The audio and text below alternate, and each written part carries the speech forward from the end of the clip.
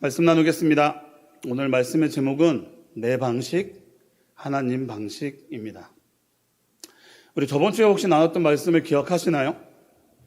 진정한 쉼은 하나님께 모든 것을 맡기고 함께 할 때 그 안에서 누리는 평강이 진정한 쉼이라고 했습니다. 하나님이 주시는 그 안식을 경험해 보자고 한번 말씀을 드렸어요. 사랑하는 성도 여러분, 저번 주 주일은 혹시 어떠셨어요? 집에 돌아가셨을 때 오늘 예배 가운데 그리고 나눔 가운데 안식을 느끼셨나요? 아니면 더 어려움과 더 불편함과 혹시 더 근심을 가지고 혹시 돌아가셨나요? 여러분, 우리의 삶의 주도권을 하나님께 맡길 때 하나님의 뜻을 알 수 있다고 했습니다. 그럼 하나님께 맡긴다 또는 내려놓다의 의미가 무엇일까요? 여러분, 하나님께 맡긴다라는 의미가 어떻게 여러분들에게 다가오시나요? 맡긴다를 헬라어 원어로 보면 파라티테미라고 합니다. 앞에 두다라는 뜻입니다. 그리고 히브리어의 원어로 보게 되면 위임하다라는 뜻입니다. 그럼 뭘 맡겨야 되지? 어떻게 맡겨야 되지? 내 가진 것을 모두 드려야 되나? 그럼 나의 가진 것을 어디까지 드려야 되는 거지? 라는 생각을 가질 수 있죠. 그런데 우리가 맡긴다, 내려놓는다고 말을 하지만 그 진정의 의미를 잘 모를 때가 있습니다. 하나님께 맡긴다, 내려놓는다라는 의미는 단순히 포기한다라는 뜻이 아니라 하나님에 대한 신뢰와 순종을 말하고 있는 겁니다.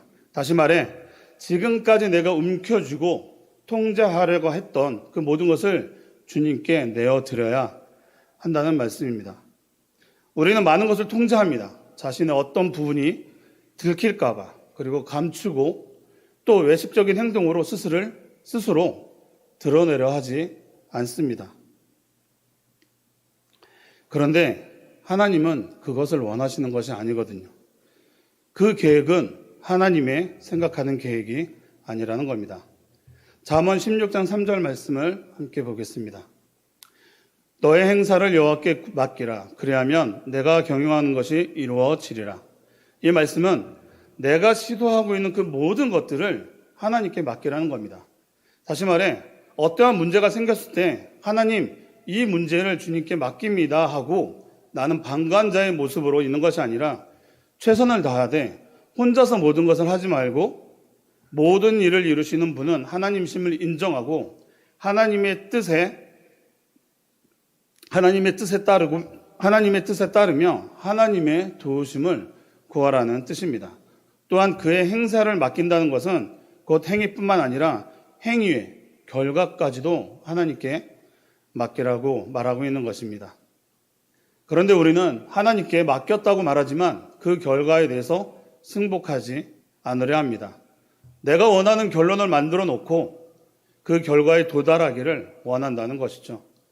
그러다 보면 하나님이 이것을 먼저 해야 한다라고 그 문제의 해결함을 주면 아니요, 하나님 이것부터 먼저 해주시면 내가 그거 따를게요 라고 오히려 역제안을 한다라는 겁니다. 내가 원하는 답부터 달라는 것이죠. 그게 우리의 모습이고 또 저의 모습이었습니다. 그래서 우리는 돌아봐야 합니다. 왜 맡기지 못할까? 왜 맡겼다고 하는데 염려와 불안에 쌓여야 할까요? 오늘 본문 말씀입니다. 빌립보서 4장 6절에서 7절이죠. 아무것도 염려하지 말고 다만 모든 일에 기도와 간구로 너희 구할 것을 감사함으로 하나님께 아뢰라. 그리하면 모든 지각에 뛰어난 하나님의 평강이 그리스도 예수 안에서 너희 마음과 생각을 지키시리라. 사도 바울은 감옥에 갇힌 상태에서도 빌립보 교인들을 향해서 기쁨을 명령하고 염려 대신 기도를 권면하고 감사의 능력을 선포합니다. 왜냐하면 염려는 믿음의 반대가 되기 때문입니다. 챔버스 목사님도 이 염려에 대해서 묵상을 여러 가지 말씀을 하셨는데요. 이런 말씀을 하세요. 예수님께서는 제자들이 가진 일반적인 염려를 불신앙이라고 말씀하셨습니다. 염려가 뭐라고요? 불신앙이라고요. 또한 염려란 하나님이 우리의 삶의 실제적인 부분을 돌보지 않을 것이라고 생각할 뿐입니다. 그리고 이렇게 말씀하십니다.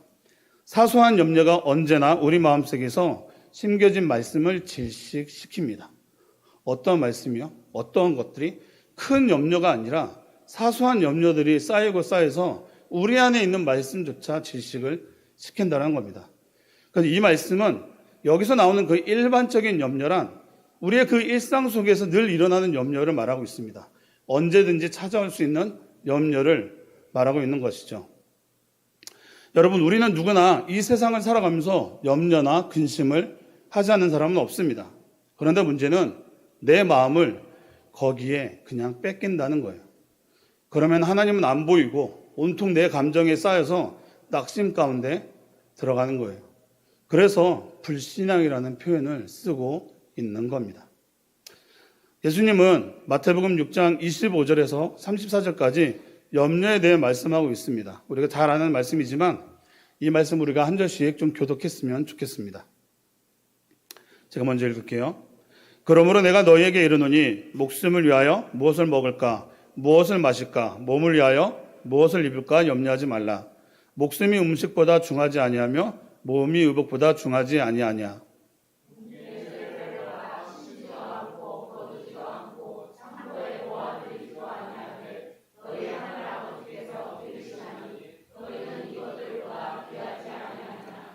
너희 중에 누가 염려함으로 그 키를 한 자라도 더할 수 있겠느냐.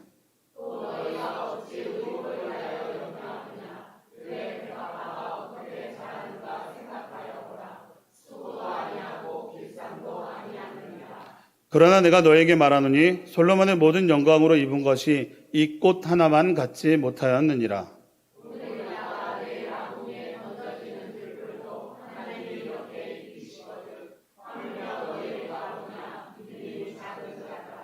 그러므로 염려하여 이르기를 무엇을 먹을까, 무엇을 마실까, 무엇을 입을까 하지 말라.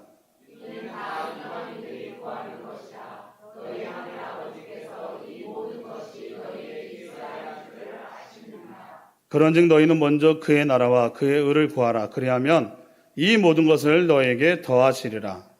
그러므로 내일 일을 위하여 염려하지 말라. 내일 일은 내일이 염려할 것이요 한날의 괴나름은 그날로 족하니라. 아멘. 저를 좀 보세요. 이 말씀은 우리가 너무나 잘 알고 있는 말씀입니다. 너무나 잘 알고 있는 말씀인데 우리가 이 말씀을 신뢰하느냐라는 것을 질문을 드리는 겁니다. 오늘 있다가 내일 아궁이 던져진 들풀도 정말 이렇게 우리가 생각할 때는 이런 하찮은 모습의 들풀도 하나님이 입히시건대 하물며 너희일까 보냐. 여러분들에 대해서 하나님이 그 염려에 대한 부분을 들어주지 않느냐라고 말씀하고 있습니다.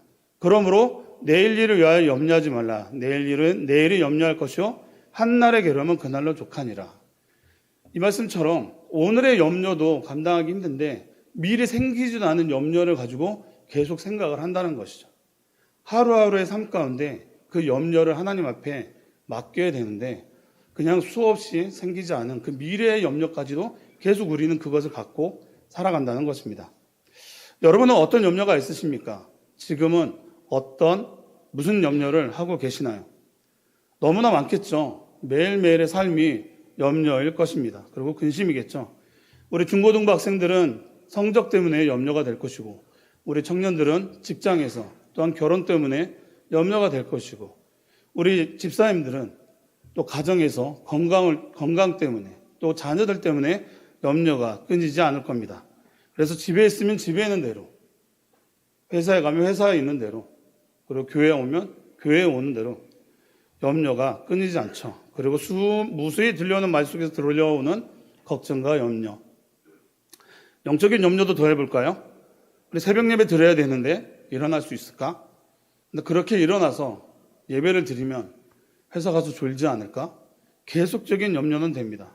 그것도 이번 한 주는 어땠을까? 기도도 말씀도 제대로 하지 못하고 이런 신앙은 내 바른 신앙인가? 라는 또 염려를 합니다. 참 염려가 참 많습니다. 그렇죠? 그러면 목사님은 염려를 안 하시고 사십니까? 라고 질문할 수 있겠죠. 근데 저는 염려를 안 합니다. 라고 말씀드려도 아무도 안 믿으실 거잖아요. 표정이 눈에서 지금 다 뻥이요 이러고 있는 것 같아요. 맞습니다. 저도 염려합니다.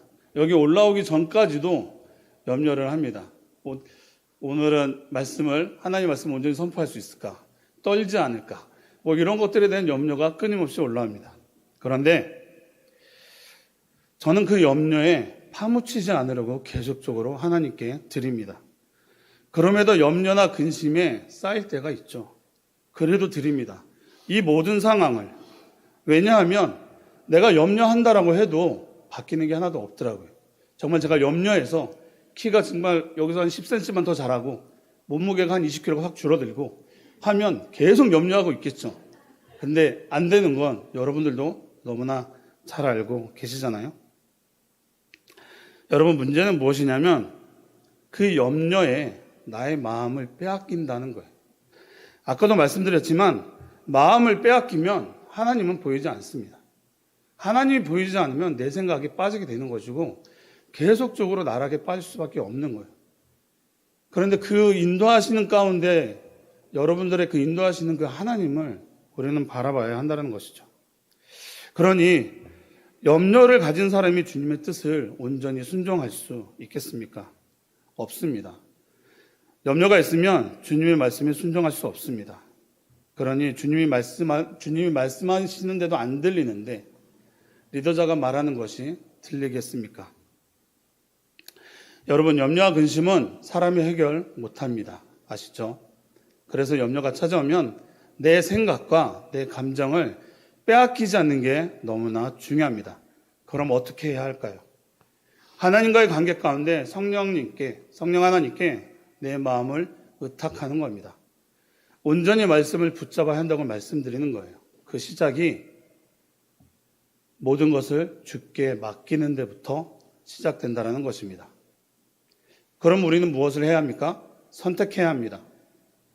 염려를 따르는 불신앙을 선택할 것인지 아니면 믿음으로 맡기고 신앙의 길을 선택할 것인지 말이죠. 그런데 우리는 그 염려를 맡길 때 주님을 찬양할 수 있는 겁니다. 세상의 유혹 시험이 내게 찾아온다 하더라도 주님을 찬양할 수 있습니다. 그 시간이 바로 지금입니다. 그래서 우리 함께 찬양하기를 원하는데요. 주를 찬양, 이 찬양의 가사를 좀 생각하며 우리 함께 찬양했으면 좋겠습니다.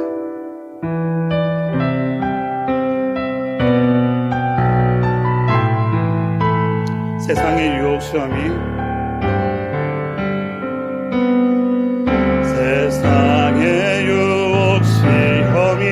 내게 몰려올 때에 나의 힘으론 그것들 모두 이길 수 없네.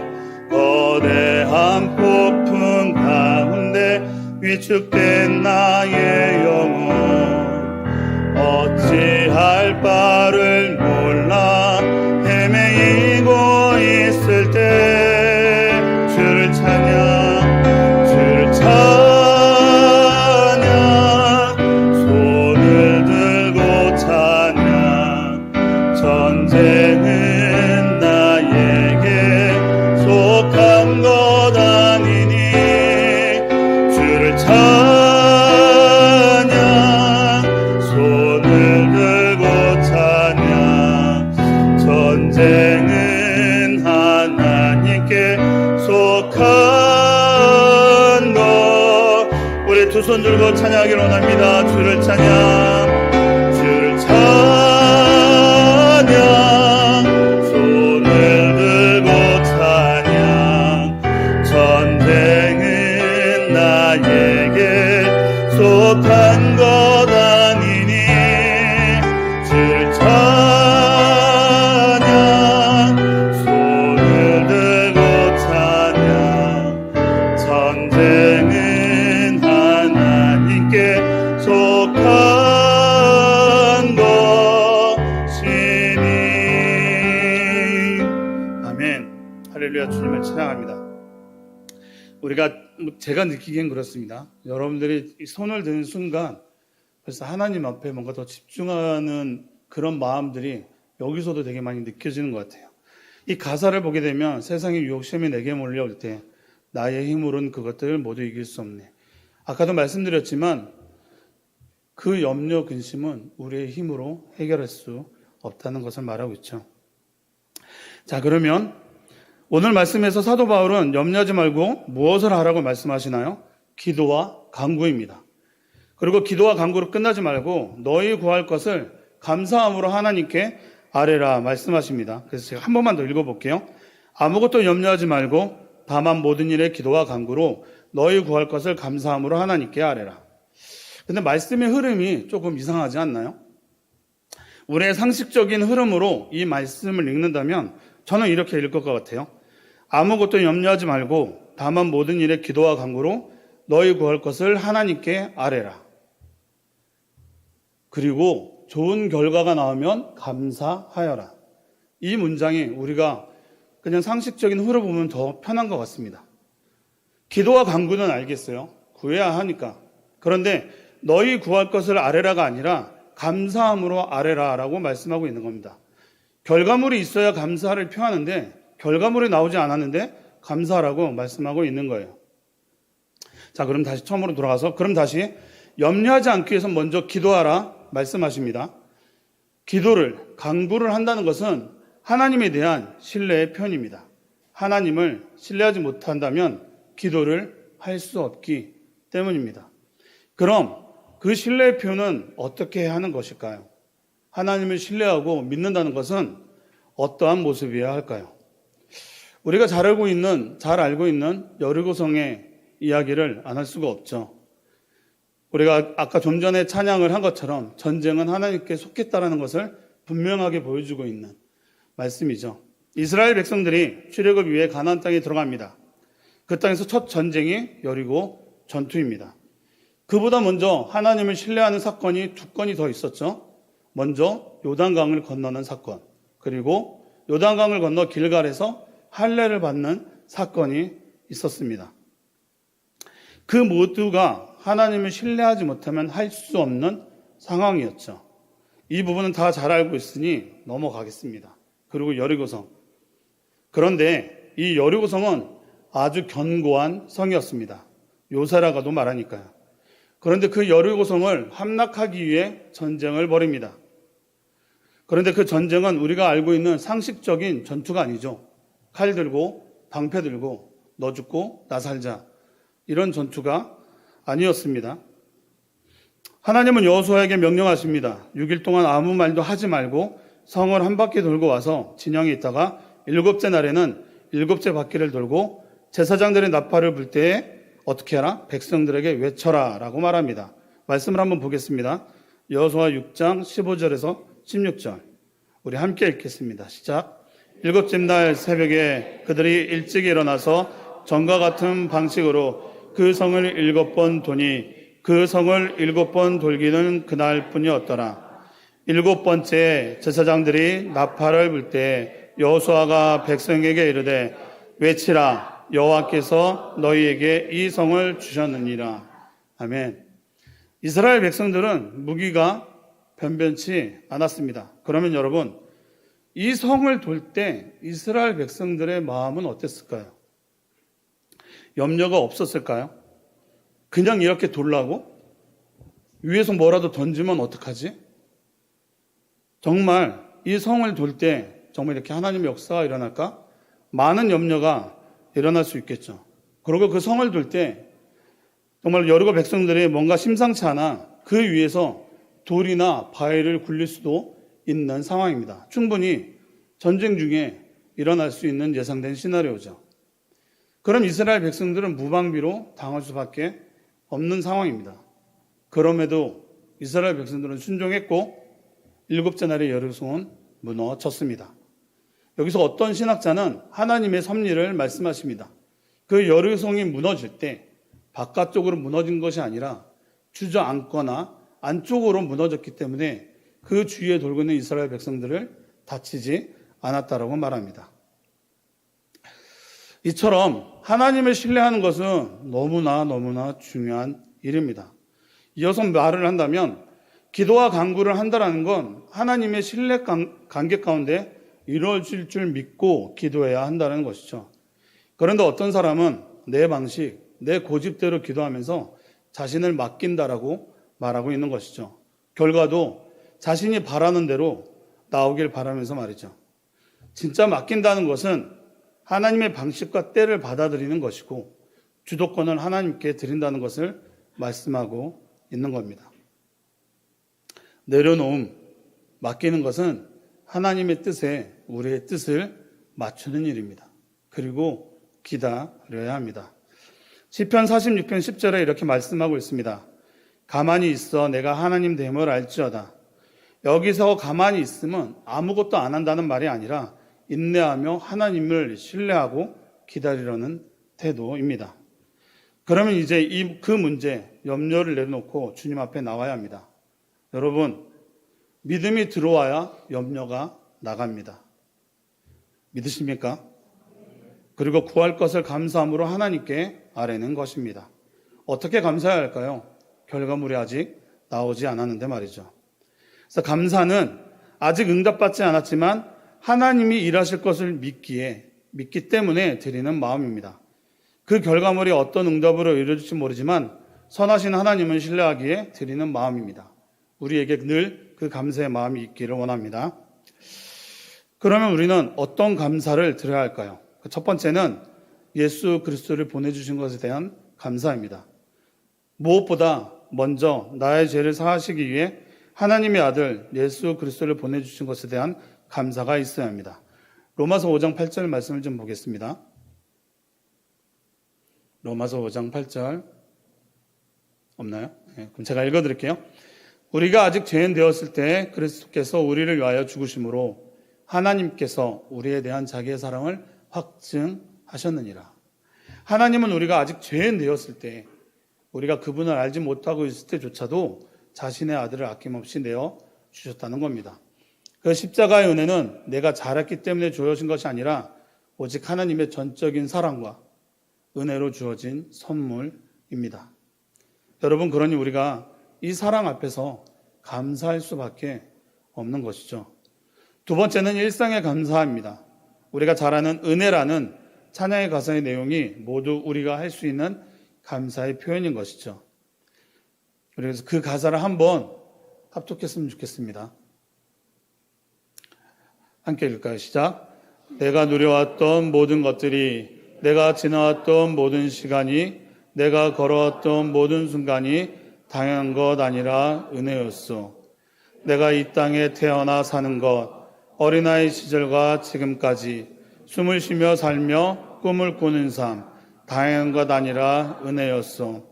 내가 하나님의 자녀로 살며 오늘 찬양하고 예배하는 삶, 복음을 전할 수 있는 축복이 당연한 것 아니라 은혜였소. 모든 것이 은혜, 한없는 은혜, 내 삶에 당연한 건 하나도 없었던 것을 모든 것이 은혜였소. 아멘.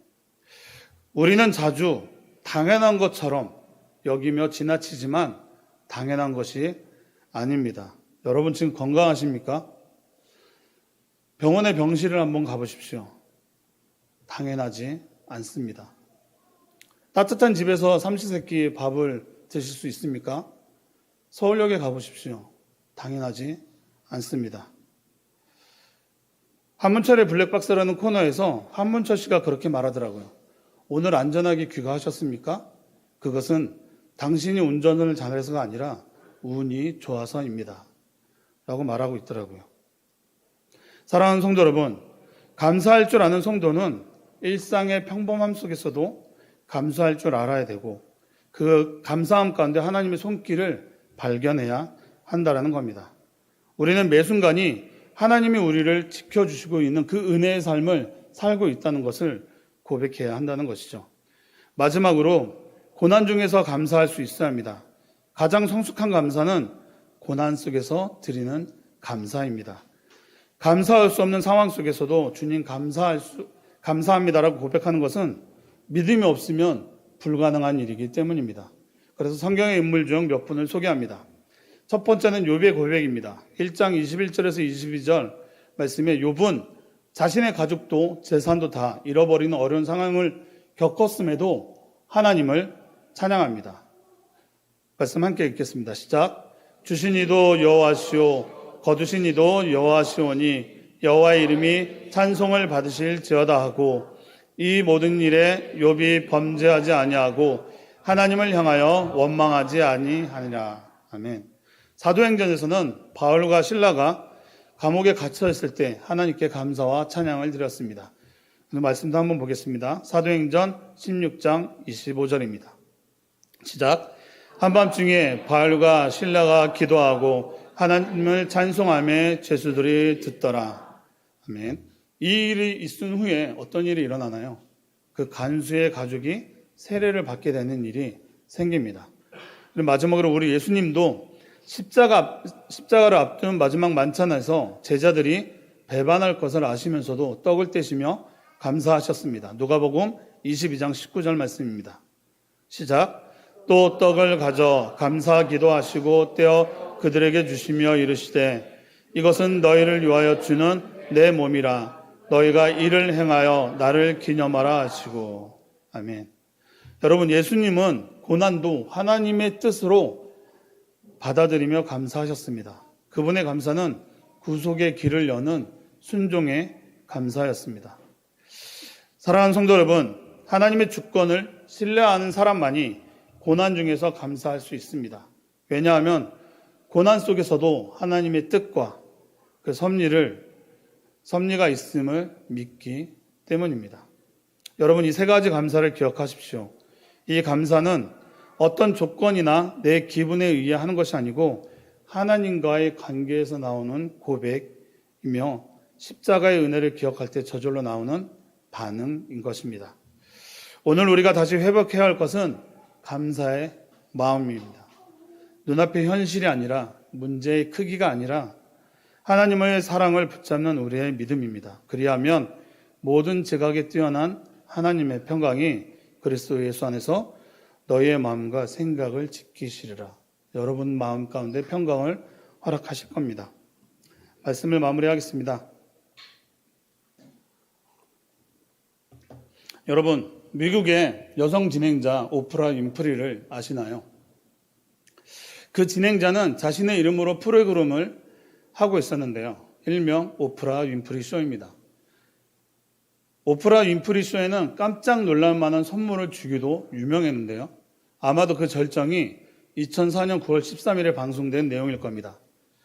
당시 오프라 윈프리는 자신의 쇼 방청객 276명에게 GM사의 스포츠 세단을 전부 선물을 한 그런 일이 있었습니다. 이 차는 약 한 3천만 원 정도의 상당의 고급 승용차였죠. 이 이벤트는 프로그램 19주년을 기념하여 경제적인 어려움 때문에 차량을 구입하지 못한 사람들을 위해서 그 구입을 포기한 사람들을 위해서 기획했다고 합니다. 방청객들은 예상치 못한 선물에 놀라움과 기쁨을 감추지 못했고 쇼는 열광의 도가니가 되었습니다. 그래서 전 세계적으로 방송을 타는 일이 있었죠. 제가 말씀드리려 하는 것은 이 진행을 한 오프라 윈프리는 자기 전에 늘 감사기도 일기를 썼다고 합니다. 그 일기에는 몇 가지 원칙이 있다고 합니다. 먼저 한 줄이라도 좋으니 매일 써라. 무엇이 왜 감사한지 구체적으로 써라. 긍정문으로 써라. 때문에가 아니라 덕분에라고 써라. 모든 문장은 감사합니다라고 마무리하라. 더 많은 내용이 있지만 제가 조금 와닿는 문장을 갖고 와서 여러분들에게 보여드리는 겁니다. 오프라 윈프리는 어린 시절이 굉장히 여성으로서는 겪기 힘든 시절을 보냈습니다. 그럼에도 그녀는 매일 감사 기도 제목을 찾았고 감사할 수 있었죠. 그 내용을 일기로 적으며 자신의 삶에 변화되는 것을 느꼈다라는 겁니다. 사랑하는 성도 여러분, 여러분은 어떤 방식으로 하나님의 뜻을 구하고 감사하며 살아가고 계십니까? 여러분 기억하십시오. 염려는 내 방식이고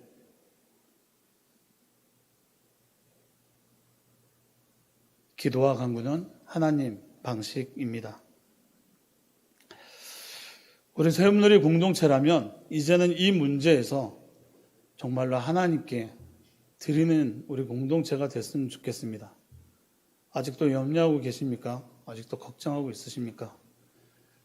정말로 전심을 다해서 하나님께 한번 드려보십시오.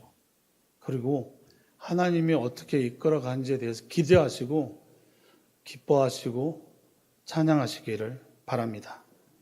하나님만 바라보십시오. 그러면 됩니다. 아멘. 기도하겠습니다. 사랑의 하나님 감사합니다. 우리의 삶의 여정 가운데 염려는 끊임없이 있을 겁니다. 하지만 우리는 하나님의 자녀입니다. 염려로 인해 하나님과의 관계가 끊어지지 않도록 어떤 문제가 있을 때 그 문제를 하나님께 드리는 우리가 되게 하여 주시옵소서. 하나님, 염려는 불신앙입니다. 염려는 내 방식입니다. 하나님의 방식인 기도와 간구로 나아가는 우리 공동체가 되게 하여 주옵시고 매 순간 은혜의 삶을 살아가게 하옵소서. 예수님 이름으로 감사하며 기도합니다. 아멘. 우리 함께